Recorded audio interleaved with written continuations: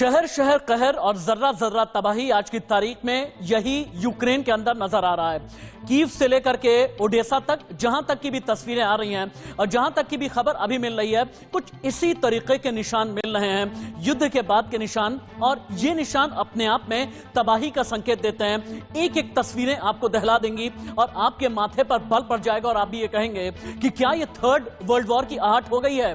क्या ये तीसरा विश्व युद्ध अब शुरू हो चुका है? अगर हो चुका है तो अमेरिका अभी तक शांत क्यों है? पुतिन की जिद दुनिया को तबाही के किस मुहाने तक लेकर के जाएगी? यह सबसे बड़ा सवाल है। ब्लैक सी पर क्या चल रहा है? कीव तक अगर रशिया की फौज पहुंच गई है तो फिर आगे किस हद तक पुतिन की फौज जाने वाली है? और इसके अलावा अभी तक अमेरिका की टाइगर फोर्स ने पुतिन के खिलाफ तैयारी क्या की है?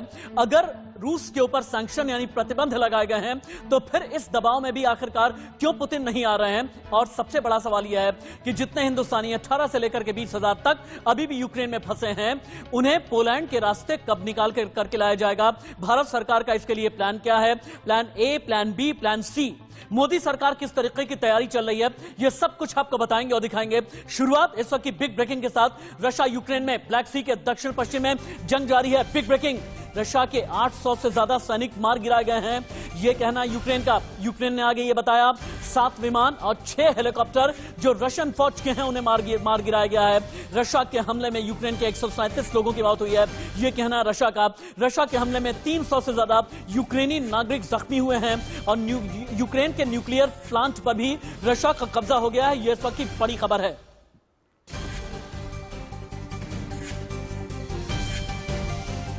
जंग के 24 घंटे किस तरीके के गुजरे हैं अभी तक? अब आप ये देखें, अब तक कितनों की जान गई है, कितने घायल हैं, यूक्रेन का दावा क्या है और रशिया क्या कह रहा है? सबसे पहले आप ये देखें, 316 लोग घायल हैं।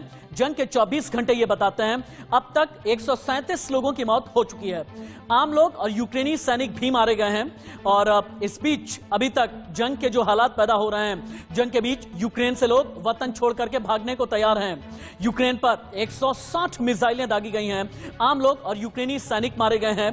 यूक्रेन पर पहले दिन 203 हमले किए गए, ये रशिया का कहना है। लोगों में पैनिक है, किसी भी तरीके से मुल्क छोड़ करके भागना चाहते हैं, यूक्रेन से लोग निकलना चाहते हैं। यूक्रेन के 83 लैंड बेस्ड टारगेट हिट किए गए हैं। यूक्रेन पर 160 मिसाइलें दागी गई हैं, यह अमेरिका का कहना है। 203 हमले अभी तक रशिया कर चुका है। 83 लैंड बेस्ड टारगेट हिट किए गए हैं और पहला निशाना मैं, उसके बाद मेरा परिवार है, यह कहना यूक्रेन के राष्ट्रपति ज़ेलेंस्की का। हमने रशिया के 800 से ज्यादा सैनिक मार गिराए हैं, यह भी यूक्रेन ने कहा। यूक्रेन के न्यूक्लियर प्लांट पर अभी रशिया का कब्जा हो गया है। यूक्रेन के स्नेक आइलैंड पर भी रशिया ने कब्जा जमा लिया है। रशियन एयरक्राफ्ट एंटोनोव 26 वोरोनेज में क्रैश हुआ है और रशिया की राजधानी मॉस्को में रशिया के कदम के खिलाफ प्रदर्शन किया जा रहा है। युद्ध बंद करने के विरोध में रशिया के खिलाफ प्रदर्शन किया जा रहा है। सड़क पर रशियंस उतर गए हैं और रशिया में 1700 लोगों को अरेस्ट किया गया है। पोलैंड के रास्ते भारतीयों को निकालने का प्लान बनाया गया है, लेकिन पोलैंड के से भारतीय आखिरकार निकलेंगे तो कैसे निकलेंगे? इस बीच तबाही की कई तस्वीरें आई हैं और एक एक तस्वीर अगर आप देखेंगे ना तो आप भी सिहर जाएंगे, आप भी डर जाएंगे और दहशत में रह जाएंगे। एक एक तस्वीर और उसका एक एक फ्रेम बहुत बड़ी तबाही की गवाही दे रहा है। अगर यहां पर आप देखें एक एक करके, ये तब की तस्वीरें हैं जब रूसी सेना यानी रशियन फौज कीव के अंदर घुस गई। तस्वीरों के जरिए आप देख सकते हैं कि रशियन फौज किस तरह से अंदर चली है। यहां से बदलते रहे तस्वीर, टीम पीसीआर तस्वीर बहुत तेजी के साथ में बदलते रहे। ये तबाही की कुछ और भी तस्वीरें हैं जो आपको नजर आ रही हैं। हालांकि ये रशिया की सड़क पर लोग किस तरह से उतर आए हैं, मॉस्को में कैसे विरोध प्रदर्शन किया जा रहा है, फिर कैसे हवाई हमले किए गए हैं, ये तस्वीरें अपने आप पे बयां कर रही हैं। तस्वीर बदलते रहे बहुत तेजी के साथ में। फिर उसके बाद तबाही की तस्वीरें जो खानकीव शहर से आई हैं, ये खानकीव शहर की तस्वीरें अपने आप में बता रही हैं कि किस तरह का मिसाइल अटैक हुआ है। मिसाइल अटैक हो जाने के बाद कैसे धुएं का गुबार उठा है। फिर उसके बाद यूक्रेन में इमरजेंसी सायरन, कितनी तेजी के साथ इमरजेंसी सायरन की वजह से लोग कितने दहशत में हैं, ये वीडियो नंबर 14 एक्सक्लूसिव आपको बता रहा है। मॉस्को में कितना विरोध प्रदर्शन किया जा रहा है, रशिया के खिलाफ ये विरोध प्रदर्शन किया जा रहा है। मैं अगर ठीक 10 सेकंड के लिए चुप होता हूं तो युद्ध पर जाने से पहले अपनों से किस तरह से यूक्रेनियन सैनिक मिल रहे हैं। यह तस्वीर जो कीव से आई है, यह अपने आप में बहुत संवेदनशील तस्वीर है, बहुत ही जज्बाती तस्वीर है। फिर उसके बाद मारियोपोल की तस्वीर है, धमाकों की आवाज डेनप्रो से आ रही है। डेनप्रो चले जाएं, मारियोपोल चले जाएं, कीव चले जाएं, खार्किव चले जाएं, हर जगह कुछ इसी तरह से मिसाइल हमले की तस्वीरें आ रही हैं। आम जगह पर हमले किया जा रहा है, डेनप्रो में आम जगह पर हमले किया जा रहा है। इसके अलावा डेनप्रो की मिसाइल हमले की तस्वीरें हैं। फिर कीव के अलावा लीव अगर आप चले जाते हैं, पिछली रात की तस्वीरें अपने आप में कई दहशत पैदा करने वाली तस्वीर है। लेकिन रशियन राजदूत ने भारत से किस तरीके से अपील की है कि हर एक मुल्क को आगे आना ही आना चाहिए। भारत में यूक्रेन के राजदूत डॉक्टर आइगर पोलिखा ने क्या हिंदुस्तान से अपील की, देखिए। Modi ji is one of the most powerful and respected leaders of the world. You know that you have special, privileged, strategic partnership with Russia. I don't know how many world leaders Putin may listen to, but the status of Modi ji makes me hopeful that in case of his strong voice, Putin at least should think over. We are expecting for much more favorable attitude of the Indian government in this crisis situation.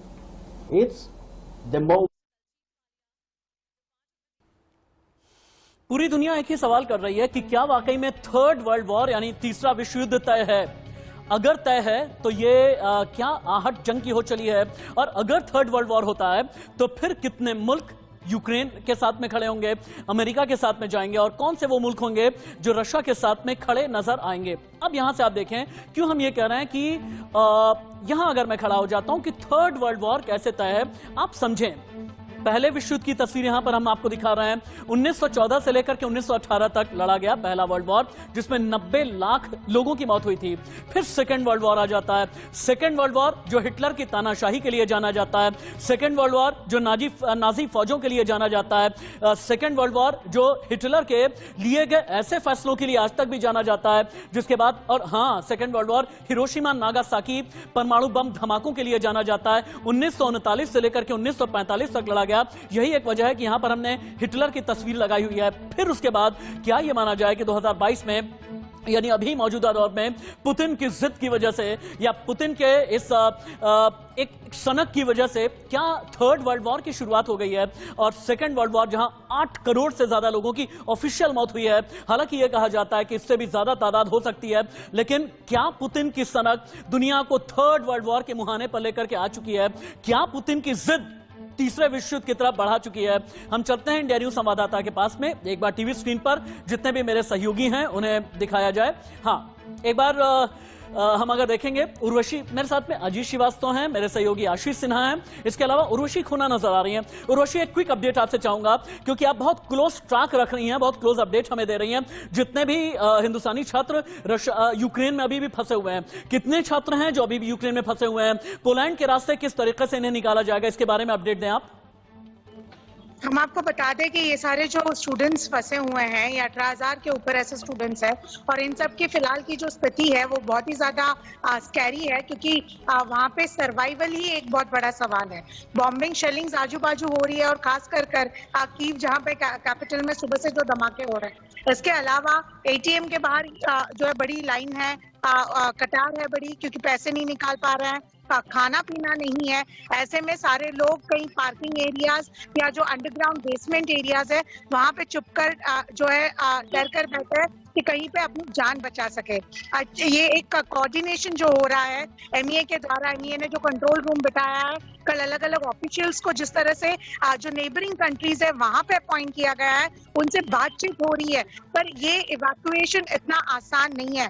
Poland के through भी जो अगर रास्ते की बात की जा रही है जिससे एक रेस्क्यू हो सकता है, वो भी इतना इजी नहीं है। हालांकि हम ये सारे जो नेबरिंग कंट्रीज है जिन्होंने एक सपोर्ट दिखाया है, जिन्होंने अपने आर्म्स खुले किए हैं हमें रेस्क्यू करने के लिए, हम उन्हें ओ करते हैं, पर फिलहाल जो स्थिति है और दिखाई दे रही है। ठीक है वो बहुत उर्वशी, ही आपके ज्यादा पास लौट करके हम आते हैं। उर्वशी, हमें ये बताएंगे कि यूक्रेन में फंसे हुए भारतीय छात्रों के साथ क्या हो रहा है, पॉलिटिकली अभी क्या कुछ चल रहा है, डिप्लोमेटिक लाइनअप पर विदेश मंत्रालय किस तरीके से नजर बनाए हुए है, अजीत श्रीवास्तव में बताएंगे। लेकिन पहले आशीष, आपके पास आते हुए अभी तक के 6 बड़े अपडेट क्या हैं, 5 बड़ी तस्वीरें क्या हैं जो कीव से आ रही हैं, लीव से आ रही हैं या फिर ओडेसा से आ रही हैं, रशिया और यूक्रेन पर 5 बड़े अपडेट दें आप, क्विक।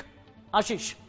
देखिए राशिद, सबसे पहले तो ये कि जो रशिया की सेना है वो कीव में इंटर कर चुकी है। दूसरी, कल रात से ही वहां बॉम्बिंग हो रही है, बॉम्बिंग रशिया की जो सेना है वो कर रही है। तीसरी सबसे अहम बात कि जो लोग वहां पर इस समय हैं उनमें अफरा तफरी मची है। चौथी अहम बात जिसका जिक्र उर्वशी कर रही थी कि ग्रोसरी स्टोर्स पर बहुत ज्यादा भीड़ है, एटीएम के बाहर बहुत ज्यादा भीड़ है। और पांचवी सबसे अहम बात कि वहां पर इंटरनेट डाउन हो चुका है। अगर आप वीडियो कॉल करना चाहते हैं तो वो संभव नहीं हो पा रहा है। जो लोग हैं, जैसा उर्वशी भी कह रही थी कि बंकर्स में या तो छुपे हुए हैं या तो अंडरग्राउंड जो टनल है वहां पर छुपे हुए हैं। जी राशिद, एक मिनट के लिए रुके, बंकर से क्या खबरें आ रही हैं ये आशीष हमें बताएंगे। लेकिन अभी फिलहाल के लिए जो इंडियंस हैं उन्हें इवैक्यूएट करने के लिए और पोलैंड के रास्ते लाने के लिए अभी विदेश मंत्रालय क्या क्या कर रहा है। अजीत, आपके पास क्विक अपडेट क्या है, जल्दी बताएं। बिल्कुल साफ तौर पर है कि जिस हिसाब से तमाम तरह से विदेश मंत्री लगातार, हम कहें तो सेक्रेटरी लगातार निगरानी बनाए हुए हैं और चाहते हैं कि तमाम तरह से, चाहे वो यूक्रेन हो या फिर रशिया हो, तमाम दूतावास से उनसे लगातार उनसे बातचीत हो रही है कि कम से कम कोई तो रास्ता निकाला जाए, जैसे तमाम जो फंसे हुए छात्र हैं वो अपने घर वापसी कर ले। इसको लेकर लगातार उनसे संपर्क में हैं। लेकिन जो छात्र हैं जो फंसे हुए हैं सिटी के अंदर, जो छात्र हैं, मेडिकल स्टूडेंट, जो मेरी बातचीत हुई सुबह, तकरीबन 500 ऐसे स्टूडेंट हैं जिनको अगर बाय रूट रोमानिया के थ्रू अगर भारत आना चाहते हैं तो उनको 15 से 16 घंटे का सफर तय करना पड़ेगा। लेकिन वो सफर किस रूट पे होगा, उस रूट को लेकर भी एम्बेसी के लोग और खासकर यहाँ पर सेक्रेटरी अजीत, ओके अजीत, दोबारा आपके पास लौट करके आएंगे। अजीत, आपका शुक्रिया। आशीष सिन्हा, बहुत बहुत धन्यवाद आपका, आप बहुत क्लोज ट्रैक रख रहे हैं और आशीष के जरिए जितनी भी बड़ी तस्वीरें हैं, जितनी भी एक्सक्लूसिव तस्वीरें हमें मिल रही हैं। उर्वशी खोना मेरे साथ में है। उर्वशी खोना के जरिए हमें यह पता चल रहा है कि जो इंडियन स्टूडेंट्स हैं उन्हें ले आने के लिए, उनकी वतन वापसी के लिए क्या कुछ किया जा रहा है, ये हमारे तमाम सहयोगी कीव से लेकर के लीव तक, ओडिशा से लेकर के दिल्ली तक क्या अपडेट है हमें बताते रहेंगे। एक छोटा सा ब्रेक, कहीं मत जाइएगा। यूक्रेन रशिया विवाद पर हर एक छोटा बड़ा अपडेट, पल पल की खबर, पल पल के अपडेटेड ब्रेकिंग सिर्फ और सिर्फ इंडिया न्यूज पर। आप बने रहे हमारे साथ सच्ची खबर के लिए, सटीक खबर के लिए।